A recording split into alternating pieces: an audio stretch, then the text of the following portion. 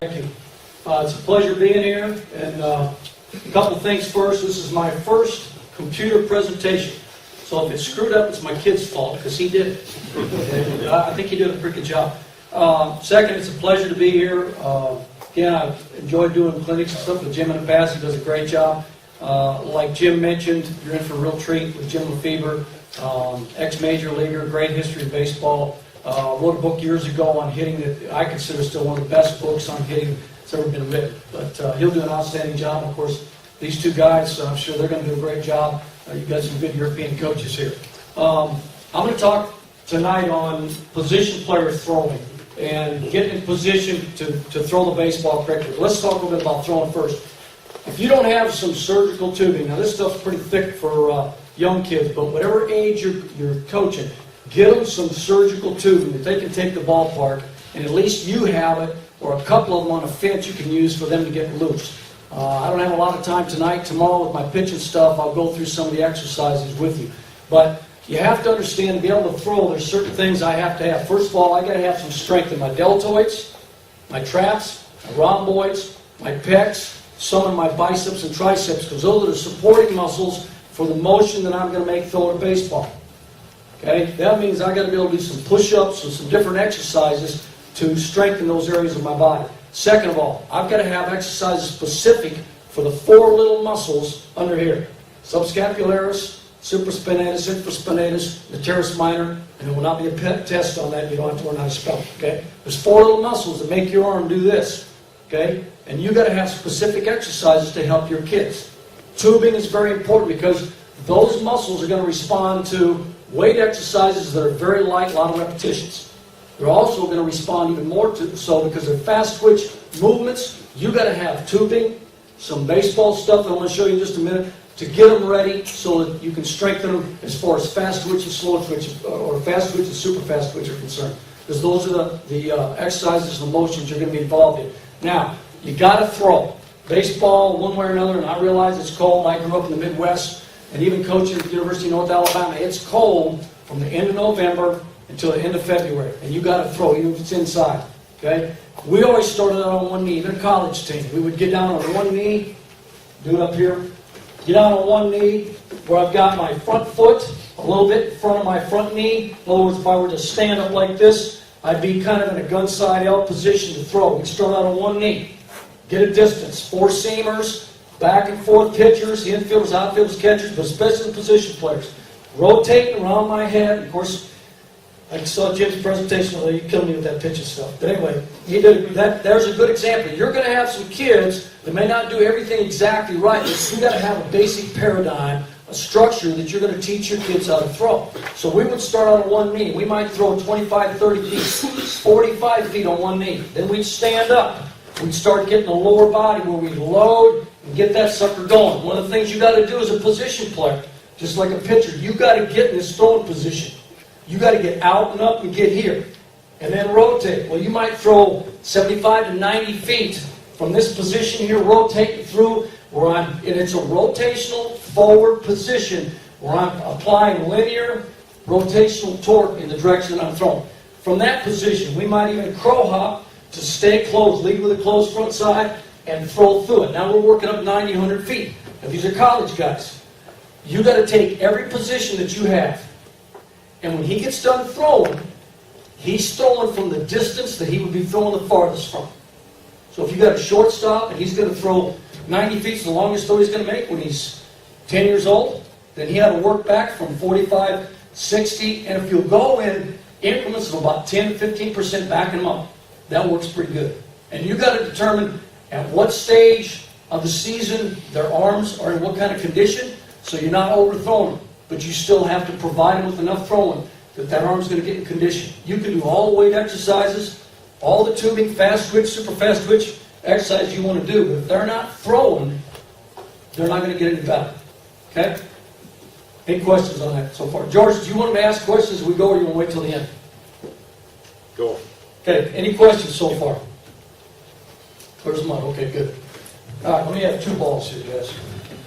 Here's something that you can do with your exercises that will help you out. We do this with our pitchers, we did it with our position players, just to get them loose in between innings. before we went out on the field early in the day, guys would do their warm-ups and so forth. One of the last things we did after we did tubing was we'd make them do 10 circles in as fast as they could go, 10 out as fast as they could go.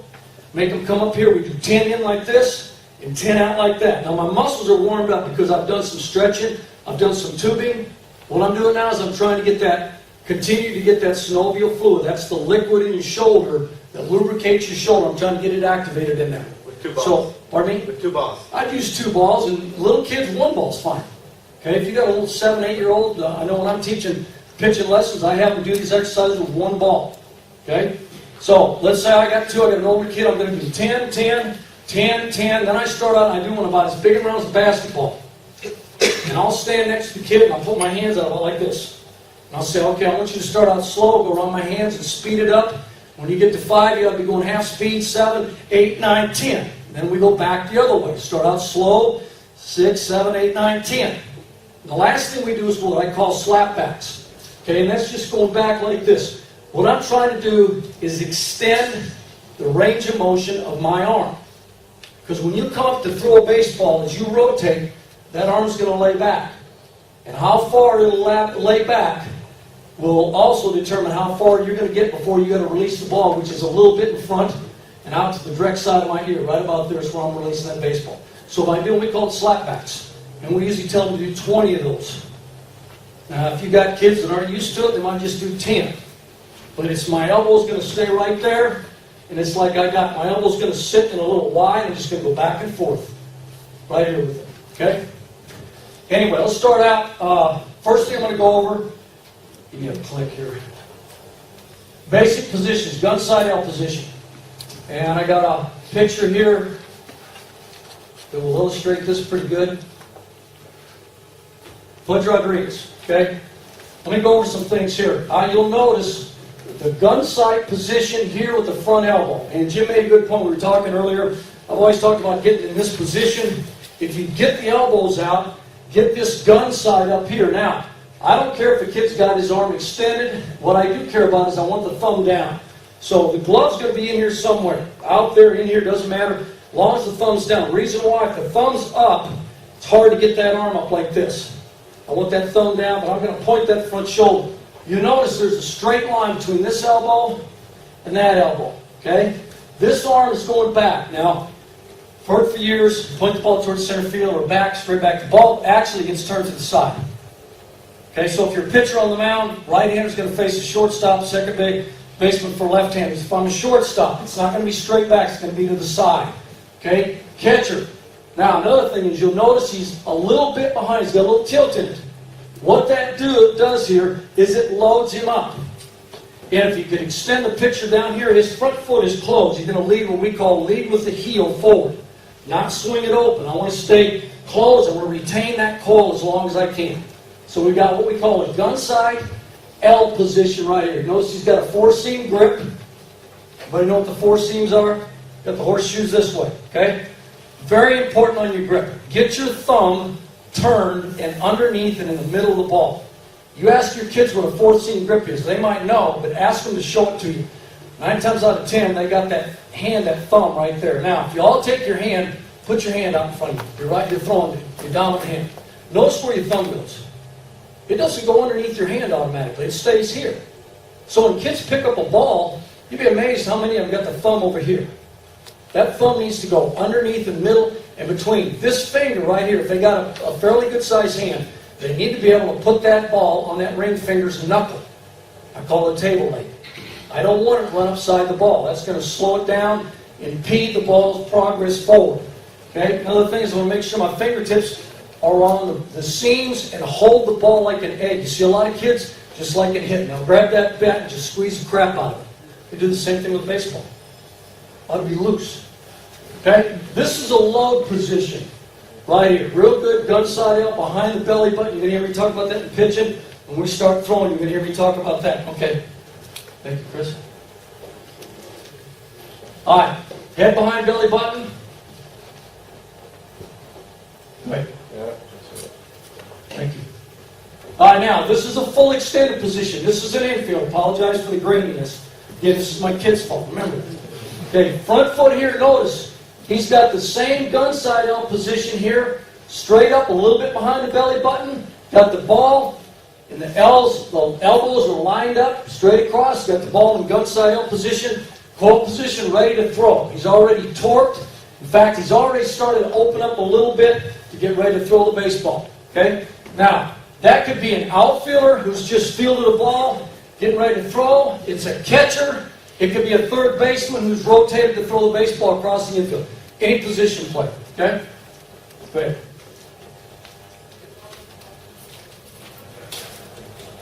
Now, one thing that I've always had, the first time I came to Germany, I had a notebook with me. And in that notebook, I had pictures of position players in various positions, fielding, to rotate into the core position, to release position. I had pictures of pitchers in sequences from the beginning of their stretch till they threw the baseball. Nowadays, the internet, you got a great source to get pictures off of. I had hitters from the time they were in their stance, load, stride, swing, everything. So I could show the kids. It's very important that the kids you're teaching have a mental picture, visual image of what you want them to do. Okay, go ahead. Now, what's happened here is he's gone from a coiled gun sight L position. He's rotated. You can see he's up on his toe. So what he's doing, unleashing this torque. And the torque starts from your load position here. It comes from rotate heel, knee, hip, and shoulder. Your hips are actually going to lead the shoulders through. Notice the release of the baseball up here. Head straight ahead. I'm a big believer that, again, unless you're just an exception to the rule, your head needs to stay on your partner's head. We call it head on head. If I'm going to play catch with somebody, I'm going to rotate and stay on him. Because the minute I start bailing out here, flying open, Jim was talking about the front arm, then I change my release angle, my arm path, I'm going to have a tough time hitting anything out that way. Okay? So that, again, is very important right here. You'll notice the front foot is closed off a little bit. Again, I try to tell guys to lead with a closed front foot and make the back side push the front side open. So I'm going to rotate into the glove. Okay? Another thing that I found, if you study pitchers, we all think everybody throws overhand. And basically, most guys throw from about 1:30 to 2 o'clock. Okay? I don't want to be throwing for a period. It impinges the shoulder, creates problems in here. My head's going to go this way. It's hard to rotate in a straight line of my partner. So I'm going to keep the arm more in this position, this arm path. So I call it right-handed. I'm going to go from 2 o'clock, 8 o'clock. Opposite angles. I don't want to get here in my crotch. I want to be from here to here. If I'm left-handed, 10 o'clock, over here at 4 o'clock. Okay? That's position players. And you'll find, you take that first picture of Pudge Rodriguez where he's here, when he goes to throw, he's going to be right in this vicinity. The key thing is I want my hand on the outside of the ball. Okay? On the outside of the ball. Not necessarily the top of the ball, the outside of the baseball right there. With my thumb underneath it. Okay? Okay, go ahead. Finish with your backside through. That's good. Okay, you want to finish, the last thing on there was finish with your backside through. So as I load and I rotate, I'm going to continue through. You have a tremendous amount of stress and strain that you're putting on an unorthodox throw motion.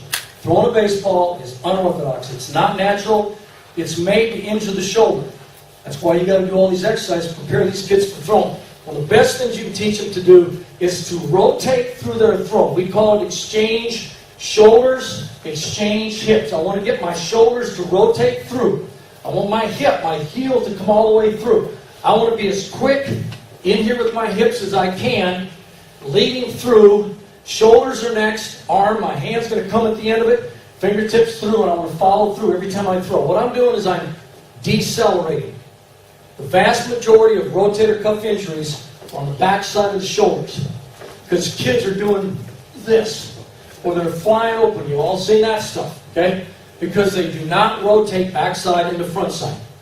When that happens, their body compensates. So they bail out, they got all this pressure on that arm. I got this tremendous torque coming out here, this lever, and at the end of it, I'm going to whip the ball off of it, and then my arm's just going to stop. It ain't going to happen. So the more I can rotate through it, the less pressure I'm going to have on the back shoulder. Okay, now, Chris, we can go to the next one. Yeah, I keep thinking you got to be behind that thing. Okay, alligator position, step forward through throw. We're going to start with the infielders. We're good. Okay, have I got a guy that can catch me back there? Love? George said you had one. Where'd Gail go? All right, anyway, let me go through good infield position. All right? We call this alligator. Gloves open, okay?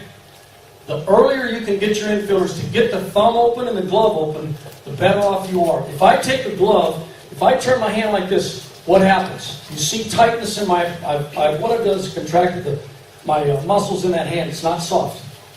Plus, I've closed the reception area of the glove. I want that glove straight down right here. You sit on chair. Right there. I want that thing down like this so I can feel it. So if I take that glove, I got my bare hand on top. We call this alligator position. Kids, remember it. Alligator position. I want my feet. Some guys teach the right foot or the dominant foot, the throwing side foot back a little bit. I like them even. Main thing is I'm going to bend in my knees here. My back's going to bend forward as I reach for the ball. I want to be under my cap. I do not want to be back in here. And I want that glove open. I want to feel the ball between my center line and my instep. The farther I go this way, greater chance that glove's going to close off. Okay, now you see a lot of kids, you see the crab look right here. Okay, glove's not open. You see the bridge, the pounder, the guy that's real cool. Going to flip it at the last minute. Okay, well, he's not the great big leaguer. You got a lot of uneven surfaces. Okay, so I want to feel the ball in this position. Now, once I feel the ball, I want to step up to my, I'm getting there, Chris. I want to step up to my position. If I'm throwing to Chris, I'm going to step up, load, and I'm going to throw. Okay? I know you're all expecting me to bounce one off the ceiling here. Step up, load, close it off, rotate the throw. And you notice I got my arm where? Quickly. Get it out of the glove. Okay? Jim was talking about using a stopwatch. When we would practice with our infielders, taking ground balls, we run a stopwatch. At the college level, if you could run a 4 flat, you were a burner. We always had a few guys that were burners. So we would tell our guys, okay, we're going to use 4.2 to 4.15 as a measuring stick. So when I hit ground balls, we'd have the manager there with a stopwatch. From the time the ball left the bat till it got to first base, we'd time it. And we'd let them know. So if you get a guy that's catching it, he's going to be Joe Cool, look at the ball, and then throw a rock across the infield, 5.2, guy's safe. Double plays, the same thing. Know what your level requires and expect them to be a little bit better. Okay? So, if I got a ground ball straight at me, I'm going to step up, load, and throw. And you notice that's just nothing more than I'm applying the same positions. Catchers, we'll get into it, they're a little bit more up here. I'm going to take the elbow back, and the ball's going to get up here quick. I'm going to cut the bottom half of the loop off. Okay? We've had infielders, guys that were real slow. They want to, what I call diggers, or guys that are wrappers back here. We would tell them, get the elbow and the arm up quick right there. Take it out of the glove, get there. Okay? Get rid of the baseball. Okay?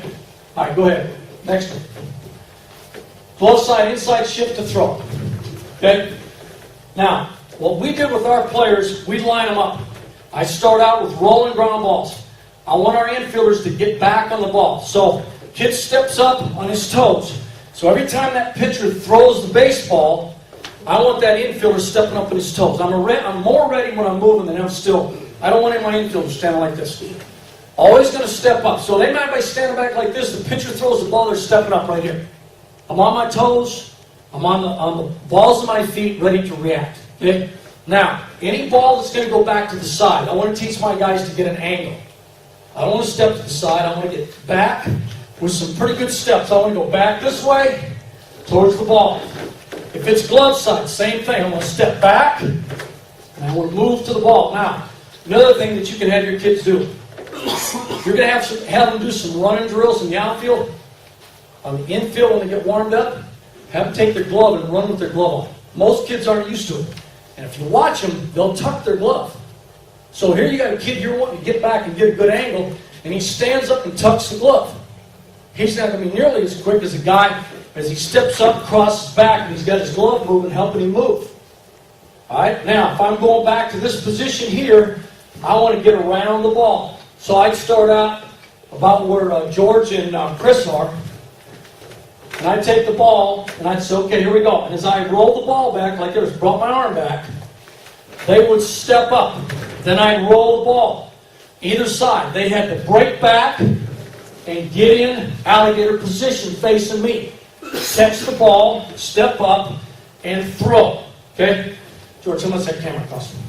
$600. You can afford it. I better miss. So, we would start out with this drill. Simple. Going to his glove side is the easiest one. So step up, cross back. He's going to get in this position. Notice, my glove never came up in here. I didn't hook it. It's right here. From here, what am I going to do? Step up, and I'm going to come right there with the ball. Okay? Got me? So again, you're standing there. I see your arm go back. I step up.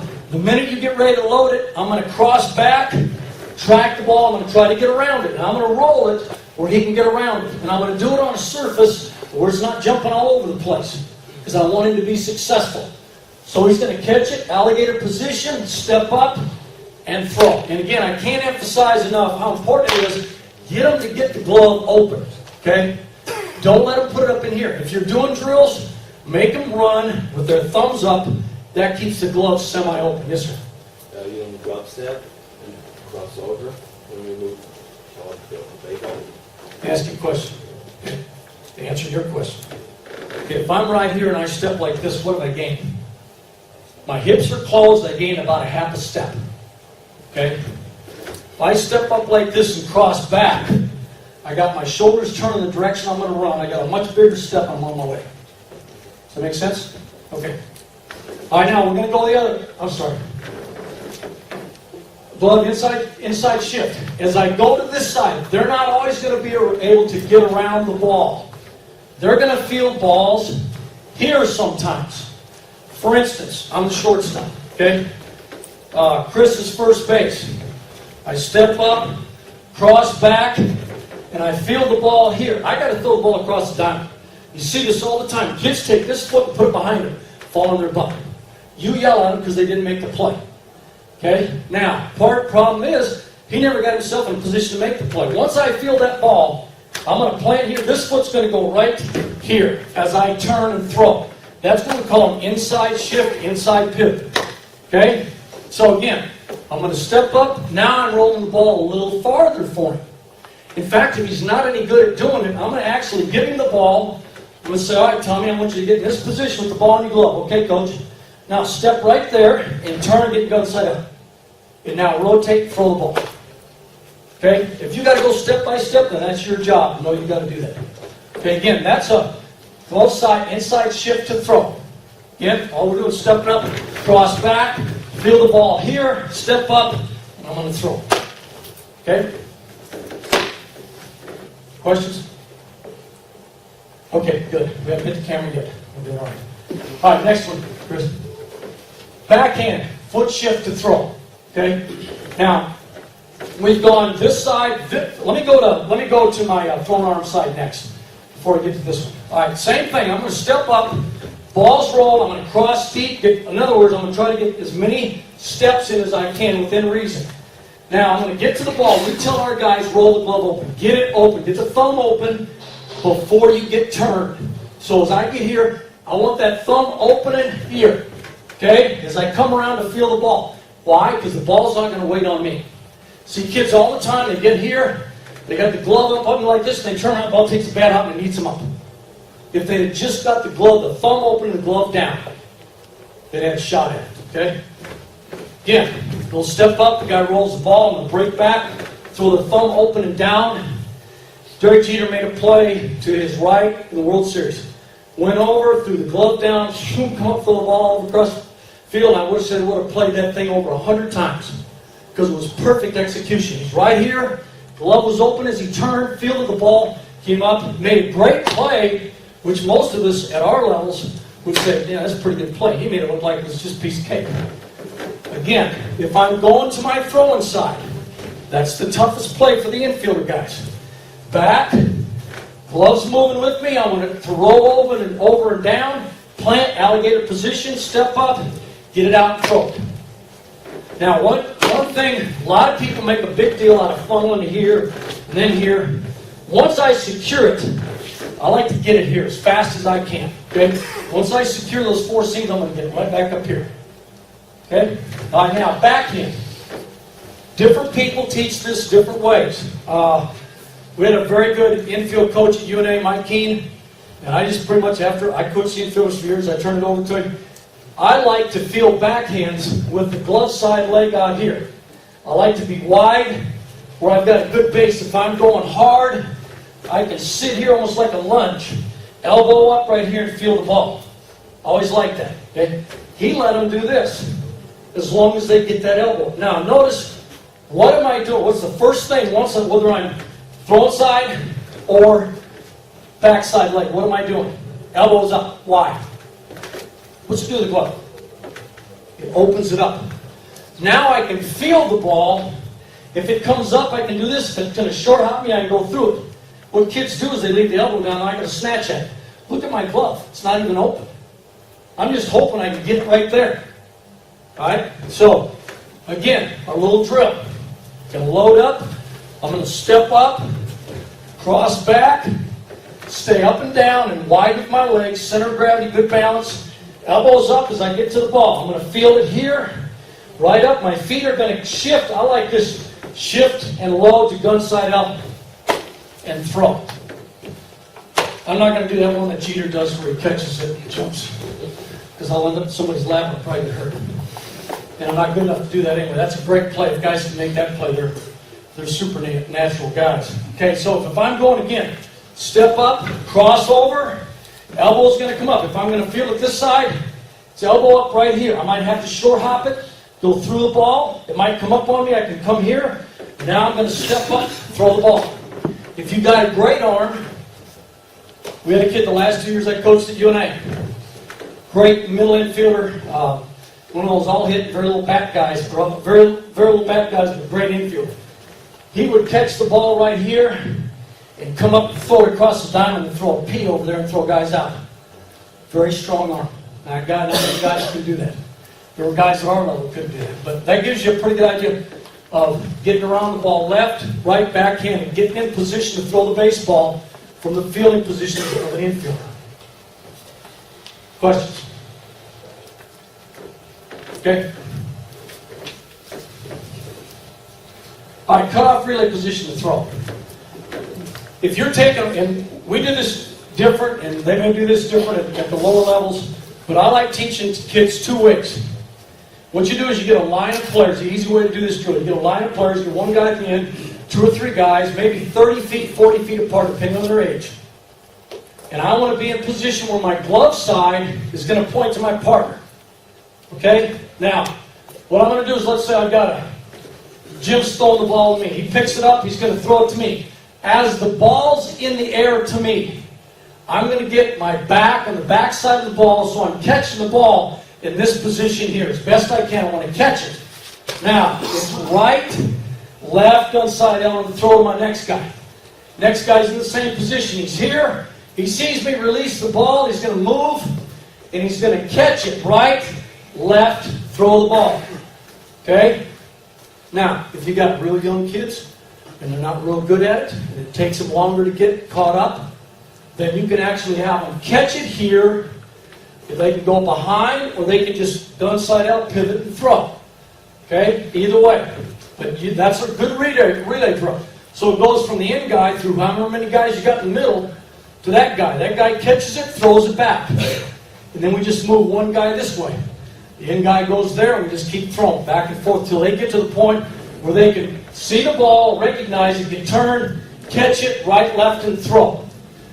If you got a higher level of ball, we would try to get all our middle infielders, when they were going to relay a ball, I wanted to be, once they recognized where the throw was, I wanted them to catch the ball with the right leg moving, so it was one step and throw the baseball.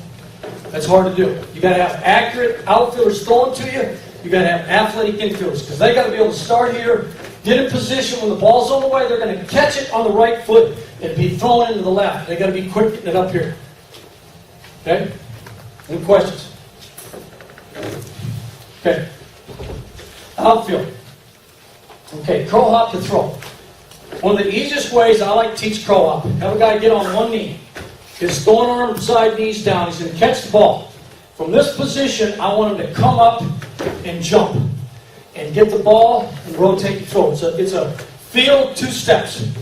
Okay, it's right here. I'm going to field inside my left. Now, I don't like glove drag because we had a very nice field at UNA, and I wouldn't let our outfielders glove drag unless it's the bottom of the 9th. We don't, or top of the 9th. We don't throw somebody out.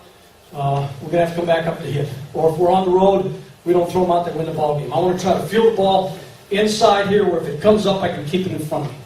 And I know from the European fields, sometimes you guys you're going to want that ball in front of you.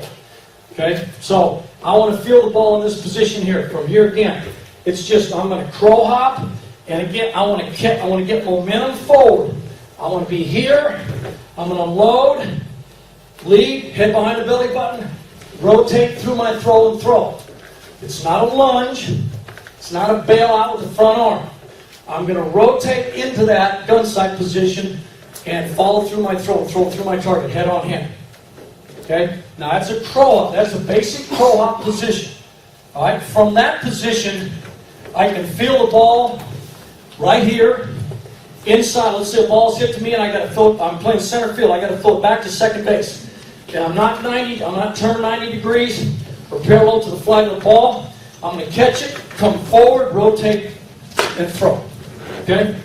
It's almost exactly like if I catch a fly ball, outfield position right here, I'm running over, second base is right there, I catch it, okay, I'm not far enough to reverse, catch it, I'm going to come back into him, rotate and throw. Okay, now if you got younger kids, they may not be able to do that quick. They may have to catch it, gather a little bit, have them step up and throw. Don't let them learn to catch the ball and step back here, falling backwards and try to throw the baseball. Okay? Now, same thing on this side. Ball's hit over here. I'm going to try to get around the ball and line up my throw through my cutoff man as I feel the ball, crow hop forward, rotate, and throw the baseball.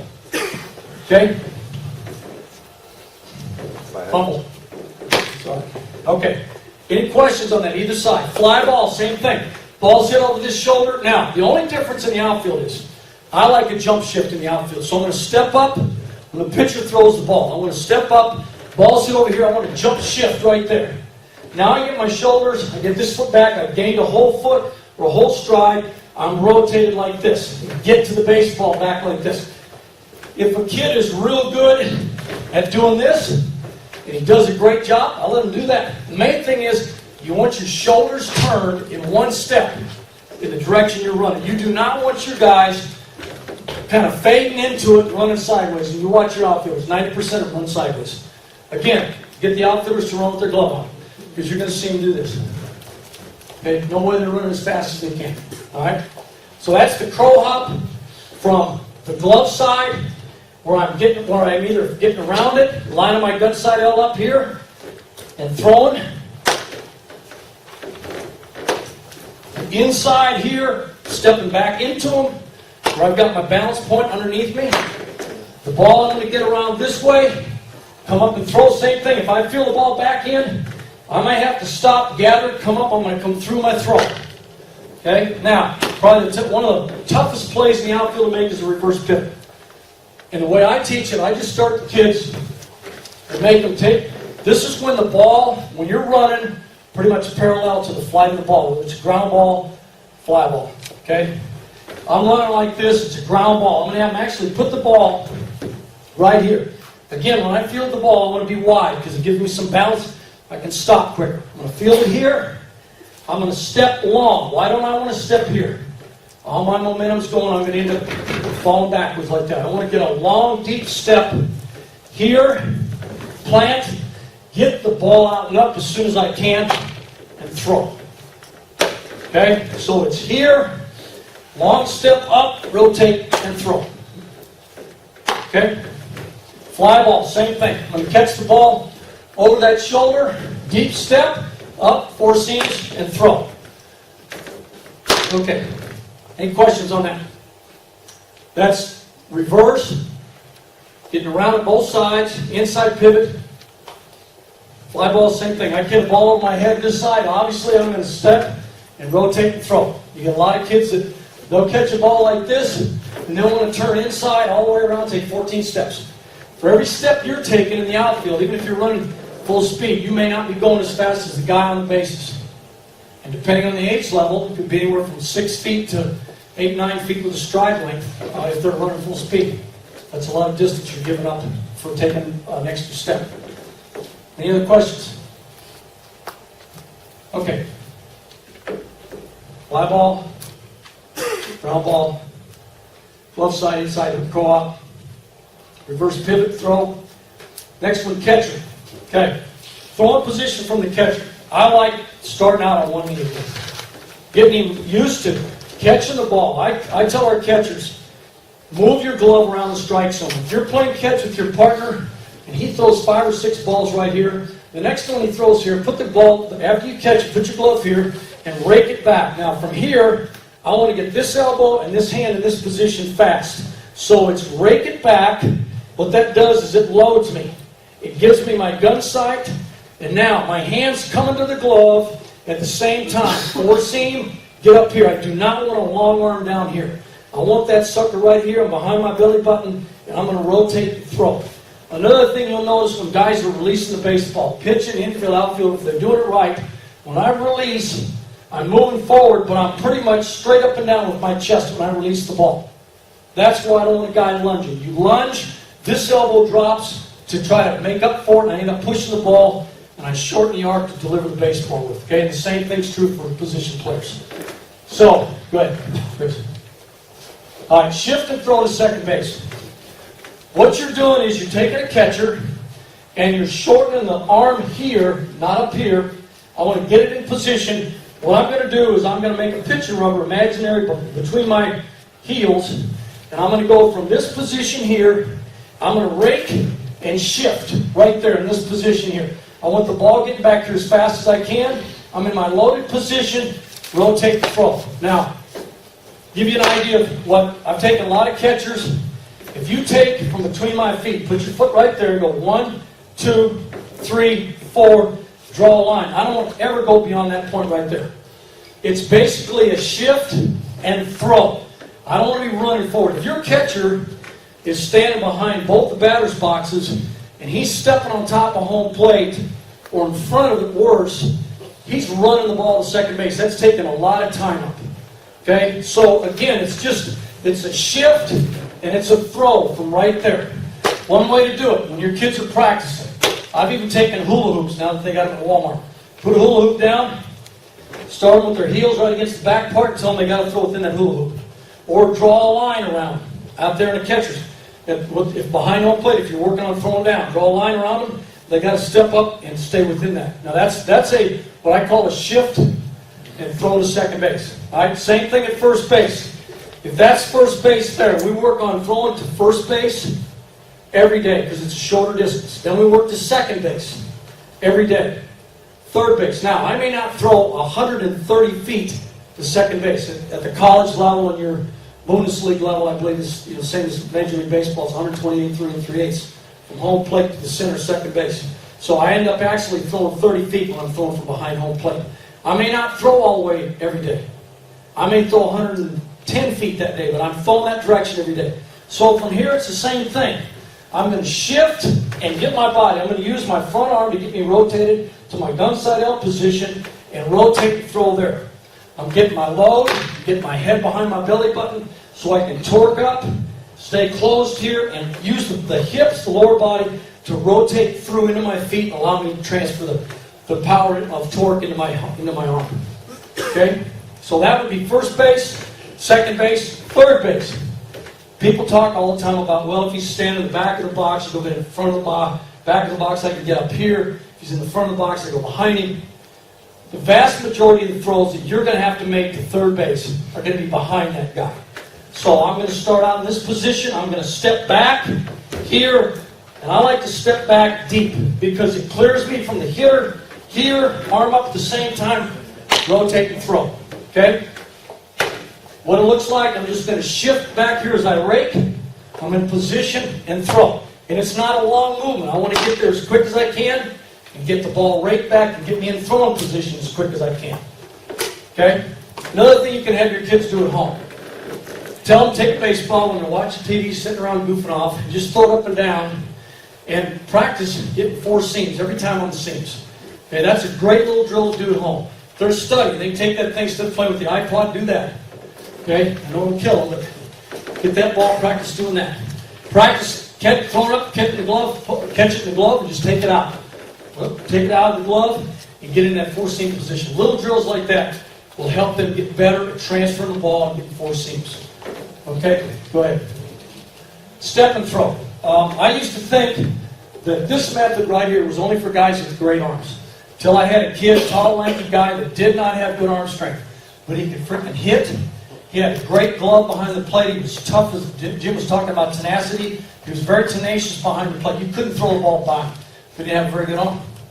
So we worked on his arm strength with all the weights and all the other stuff. It got a little bit better, but he never had a gun. But what he learned how to do was he would rake the ball and load and throw right there. You all right, Chris? Yeah, but then You okay? Didn't I expect lose it you? this time. All right, I'll warn you.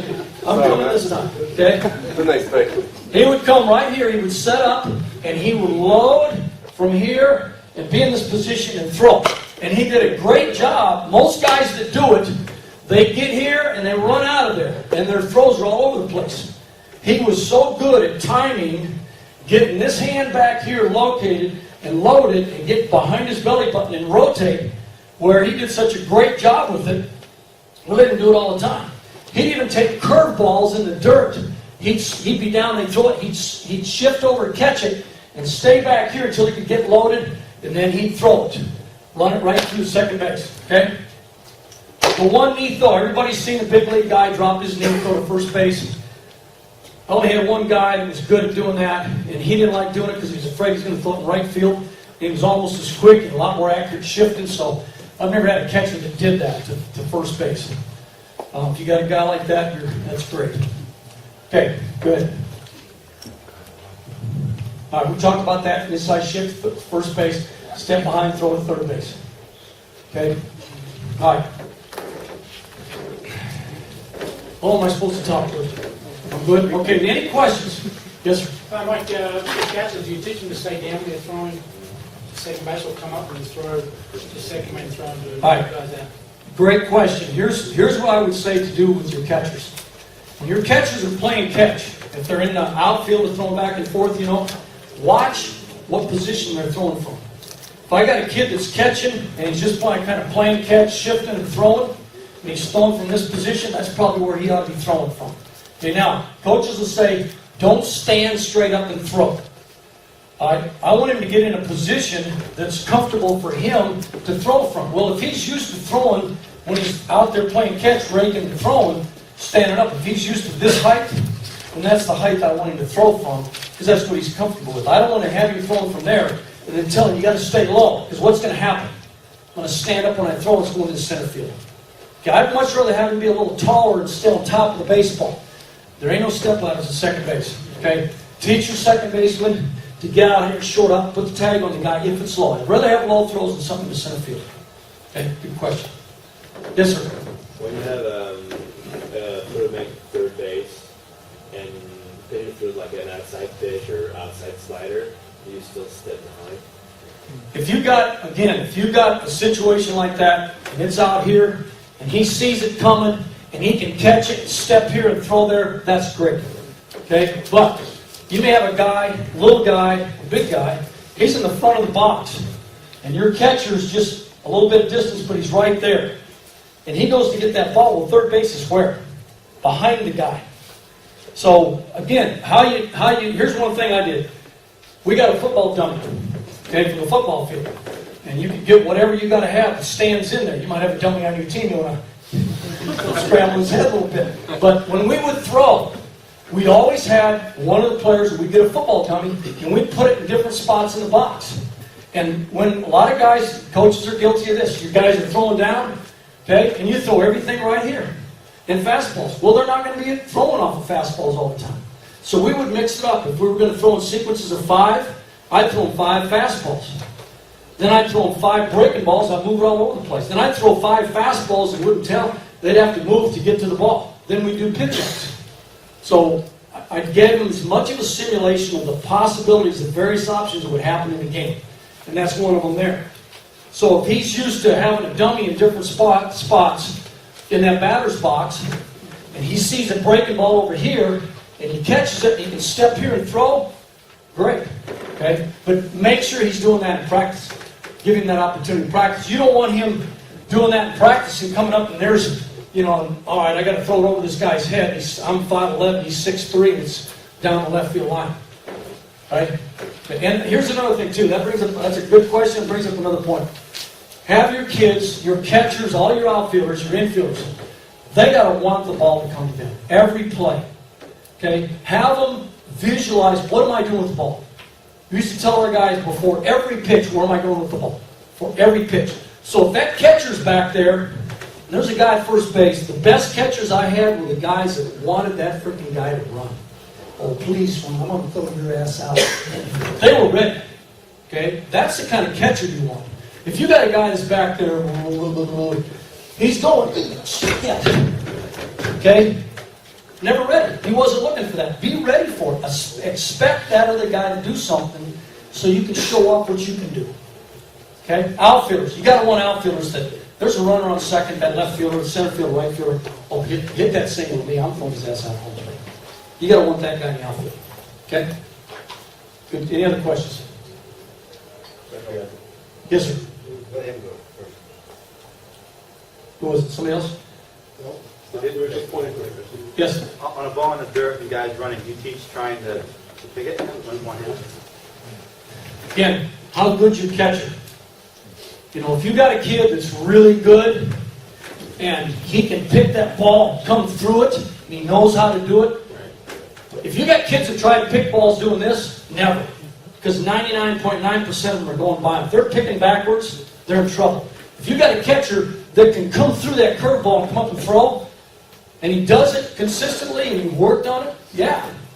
Now, if we're winning the ball game, 1 run, and that's somebody stealing second base and it's in the dirt, and he comes up and does this and it goes by him and now he's on third, probably not. You got to think a little bit in that one too. That makes sense? There's situations there. Yes, sir. Mike, what's your philosophy if you get on ground balls? On ground balls, referring to the pro hop. If you have a left... in the outfield? Yeah, as an outfielder. You have a less talented outfielder. A guy who has problems to square the shoulders, to do it in one step, to square the shoulders. How about, what's your philosophy of going with the throwing foot first? You can do that. Then you're talking, instead of taking field... And throw, step, because why I'm asking this, coaches, is that a lot of outfielders, especially the kids we have to deal with, they are very less talented and less athleticism to come in a straight line directly to get the entire motion going to home plate or third base, whatever we want to throw it. So what I found out is if you put out the throwing foot first, you get it like an extra half step. Right. So they get their motion going in the right direction, so they get to put all their arm strength in the throw. And I think it takes a little bit more time, but also you gain some distance for the throw. Yeah, I think the thing there is, whatever level that kid is, can he be successful doing that? If you're trying to teach him to do this, and he's just not able at that level, and I can go to this, or better yet, I've even had some guys come up and almost square up like an infielder, catch the ball, and then take 2 steps, slow down. Okay? If they want to come up and catch it like this, step, gather, get it up and throw, you can do that also. Whatever that kid's level will allow you to teach him to do, especially in rough outfields. Okay? Good point. Yes, sir. Just back to your rubbers, warming up and stuff. Do you actually get your pitchers and all your players doing rubbers before they throw? Yeah. Or do they do it after they throw? Because there's a lot of misconceptions about when you do rubbers, and certainly for pitchers. A lot of pitchers tend to think they do it after they throw.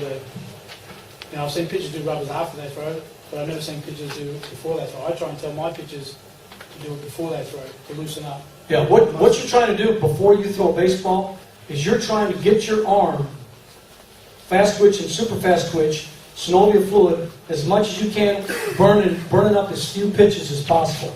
If we get our guys down there and they're doing their arm bands and the ball circles, they're not going to need nearly as many pitches to physically get ready to throw. That means they got more for the ball game. Okay? Another thing is, your body doesn't know the difference between when it's 90 out and 45 or 35 inside your shoulder. Okay? You've gone from pitching to sitting on your butt. If you have a long inning, we always tell guys, if we have a long inning where 5 or more guys hit, before you go out and start lobbing to get warm up for the next inning, get your tubing out, and we have a series of tubing exercises we want them to do. Another good one is take those 2 baseballs, or if they're little guys, do their arm circles before they go out and start throwing. That's a great in-between inning thing to do. Okay? That's much better than the guy's been in there for 10 hitters, 25 minutes, you'd have a great inning, and now he goes down the line and tosses 2 pitches and goes out there in the mound. He's going to get ready in 5 pitches. Tough to do. So, good question. Thank you, guys. Appreciate it.